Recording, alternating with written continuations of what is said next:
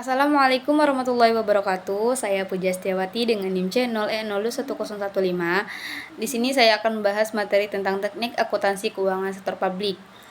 Langsung saja ke poin pertama, yaitu adapun teori akuntansi sektor publik.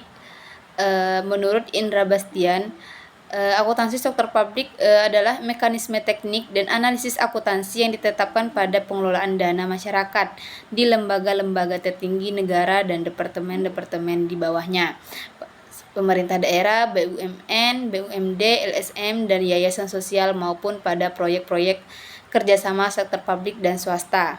Yang kedua, adapun sistem dan prosedur akuntansi sektor publik. Yang pertama ada sistem akuntansi pemerintah daerah meliputi rangkaian proses ataupun prosedur baik manual maupun terkomputerisasi yang dimulai dari perencanaan, pengelolaan dan peringkasan transaksi dan kejadian keuangan serta pelaporan keuangan dalam rangka pertanggungjawaban pelaksanaan APBD yang berkaitan dan pengeluaran pemerintah daerah. B. Adapun prosedur, dasar hukumnya Permendagri nomor 13 tahun 2006 tentang sistem akuntansi pemerintah daerah dan dikoordinasikan oleh pejabat pengelolaan keuangan daerah atau PPKD.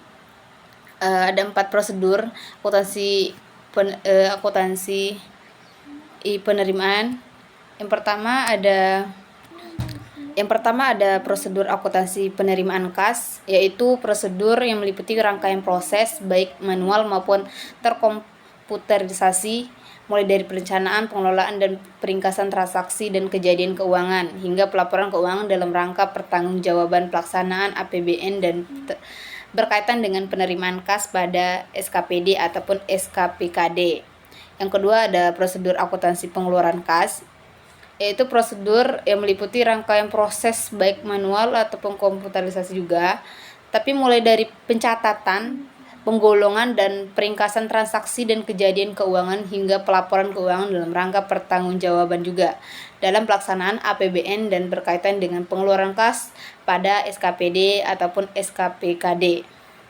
Yang ketiga ada prosedur akuntansi selain kas, yaitu meliputi serangkaian proses baik manual ataupun komputerisasi juga, mulai dari pencatatan, penggolongan, dan peringkasan transaksi dan kejadian keuangan hingga pelaporan juga dalam pelaksanaan APBN yang berkaitan dengan transaksi dan kejadian keuangan selain kas pada SKPD ataupun SKPKD.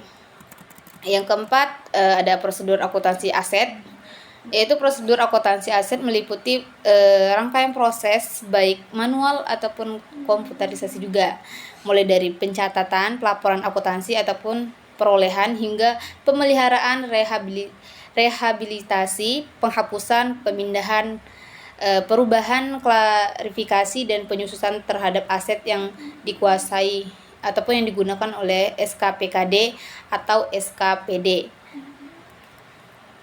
Adapun tujuan penyusunan pedoman akuntansi,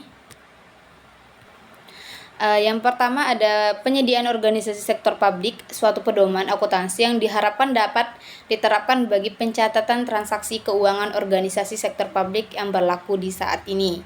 Yang kedua ada penyediaan organisasi sektor publik suatu pedoman akuntansi yang dilengkapi dengan klasifikasi rekening ataupun prosedur pencatatan serta jurnal standar yang telah disesuaikan dengan siklus kegiatan organisasi sektor publik.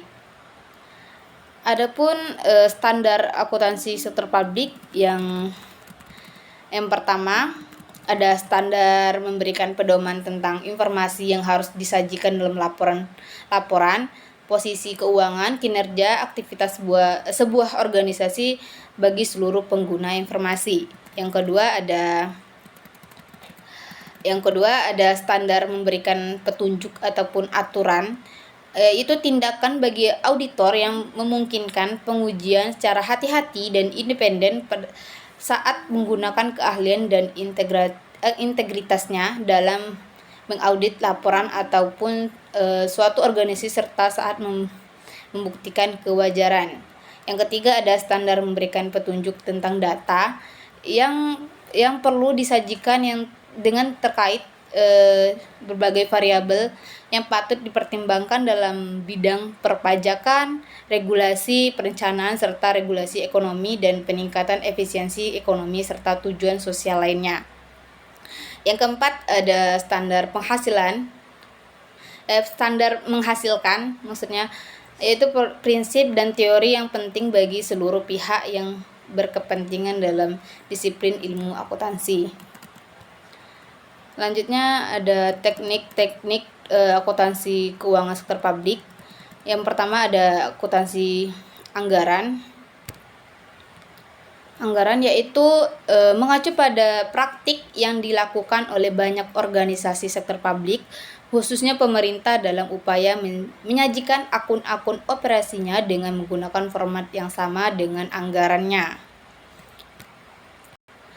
Yang kedua ada akuntansi komitmen, yaitu dapat digunakan secara bersamaan baik dengan basis akuntansi kas maupun akrual. Yang ketiga ada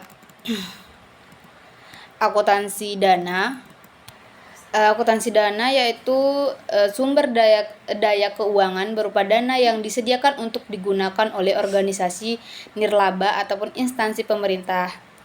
Biasanya penggunaan dana tersebut hanya untuk bertujuan aktivitas tertentu dan terkadang merupakan syarat dari pihak eksternal yang merupakan penyedia dana. Yang keempat ada akuntansi kas, yaitu penerapan akuntansi yang pendapatannya harus dicatat pada saat kas diterima dan dikeluarkan. Dicatat pada saat kas dikeluarkan. Yang kelima ada akuntansi akrual, yaitu akuntansi yang dianggap lebih baik daripada akuntansi kas. Teknik akuntansi akrual diyakini dapat menghasilkan laporan keuangan yang lebih tepat dan terpercaya, akurat, komprehensif, dan relevan untuk pengambilan keputusan ekonomi, sosial, politik, dan lainnya. Baiklah, itulah yang dapat saya sampaikan. Mohon maaf jika ada salah kata. Saya akhiri. Wassalamualaikum warahmatullahi wabarakatuh.